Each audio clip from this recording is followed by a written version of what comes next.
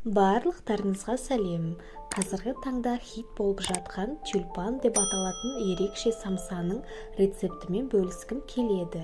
Қамырын жасау жолы менің YouTube каналымда бар. Осы жолы алдын ала дайындап қойғам, тоңазытқышта қатырып қойғам.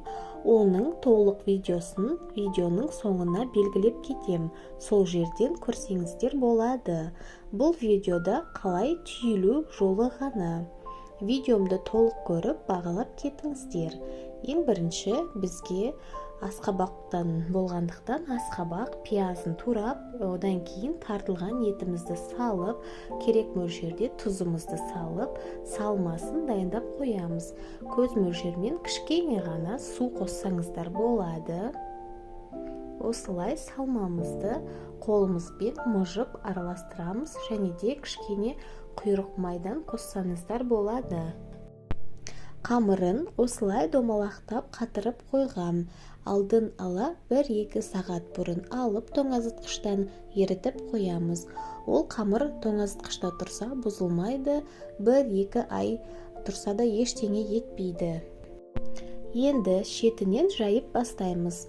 Орташа қалыңдықта жаямыз.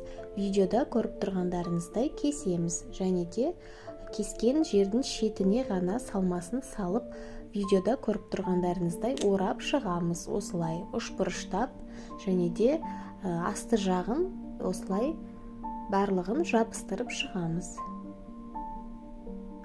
Өте оңай, және де қатпарлы болып шығады. Өте оңай, жасап көріңіздер. Тағы да көрсетем сіздерге түсінікті болу үшін. Осылай қамырымызды алып, орташа қалыңдықта жайып шығамыз.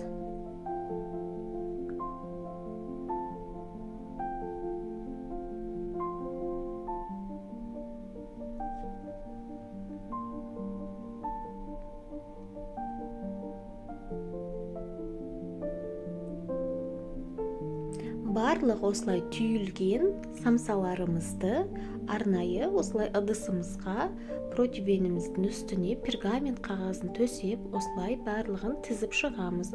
Одан кейін бір жұмыртқаны жарып, жұмыртқаның сарысын щетканың көмегімен бетіне жағып шығамыз.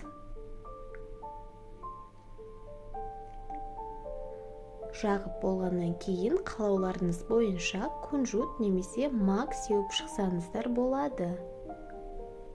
Алдын ала пешімізді қыздырып қоямыз.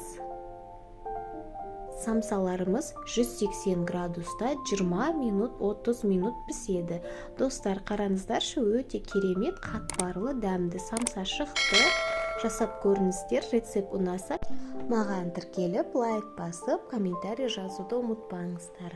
Ас болсын!